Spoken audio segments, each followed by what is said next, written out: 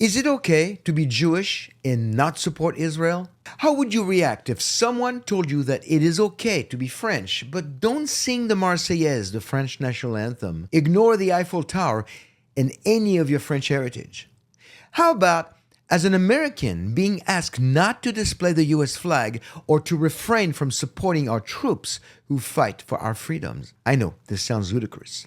So why is it that this kind of logic is being pushed on Jewish people and almost nobody seems to care? As the world continues to ostracize Israel and the Jewish people, I never know what to expect from day to day.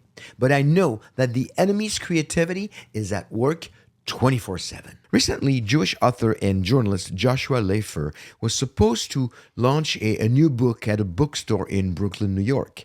His launch party was canceled by the store. Leifer heard about the book launch cancellation only 1 hour before the event.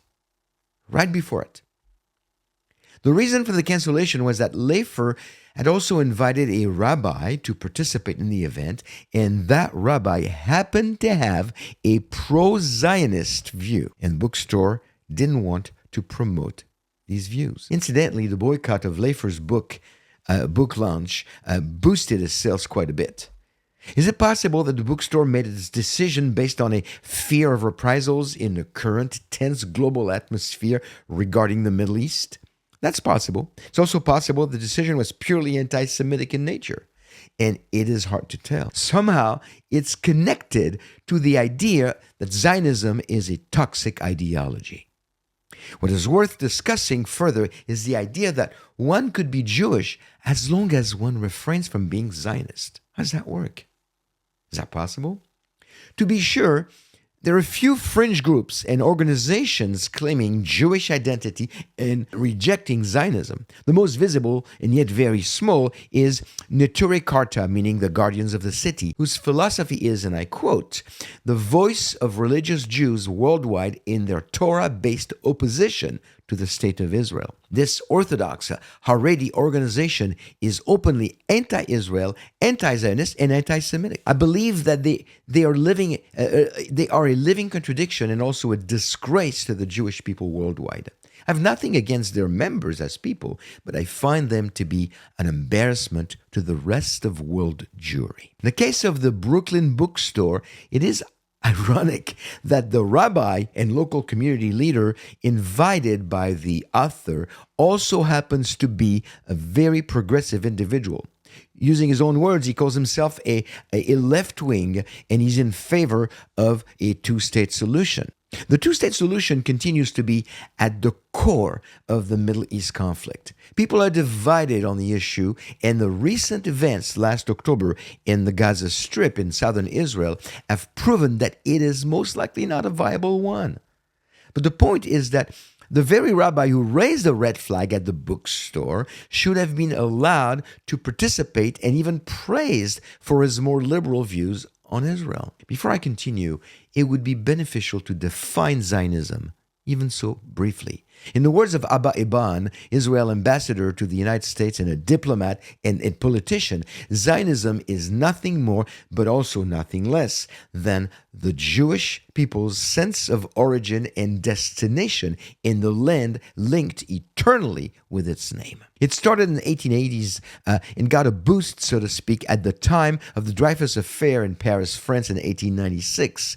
Austrian and Jewish journalist Theodor Herzl followed the Dreyfus Affair and quickly realized that the Enlightenment benefited everyone except the Jews. The drive to move back to the ancestral biblical land of the Jews was precipitated by that event.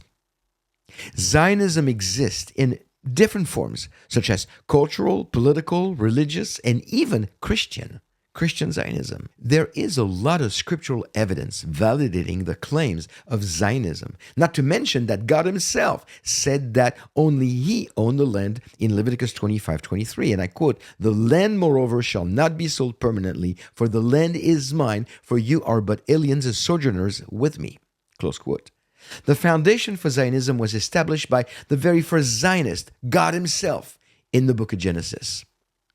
It continues to weave like an uninterrupted thread through the tapestry of Jewish history. If Zionism has existed for a long time, we also cannot deny that God has used people like Herzl, Aham, Ben Yehuda, Weizmann, Ben Gurion, Golda Meir, and many others to promote further the right of the Jewish people to the land of Eretz Israel. What God established, no man can destroy. Jeremiah 31, 35 through 37. What Zionism is not is colonialism, occupation, or racism. It is described as such by those who oppose Israel's right to exist in its own land purely out of hatred for the Jews. Anti-Zionism is anti-Semitism repackaged in woke multiculturalism. Aside from a few fringe self-hating Jews who would support such a request, asking a rabbi not to be supportive of Israel is highly irrational. It's completely irrational. We live at a time when anything that displays even a trace of Jewish identity, culture, or heritage must be questioned and too often fought and rejected. The grounds for such rejection are seldom, if ever, rooted in factual truth.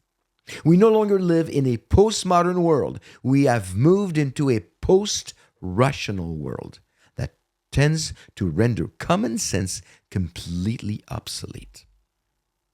People seem to feel good when they can jump on the bandwagon of modern anti-Semitism because this appears to be the most popular vehicle around the world. So this doesn't make sense. You cannot be Jewish and hate Israel. You really can't, if you're honest with yourself. Well, thank you for watching. Remember to subscribe. Remember to visit our website at shalomandmessiah.com. And remember also that our devotionals, my devotionals, are no longer going to be sent to published on YouTube, but they will be sent to your email. So please go to our website at shalomandmessiah.com, push the connect button, and then select send daily devotional, and they'll come to your email. And no, we do not share our list with anybody. Until next time, shalom and be blessed.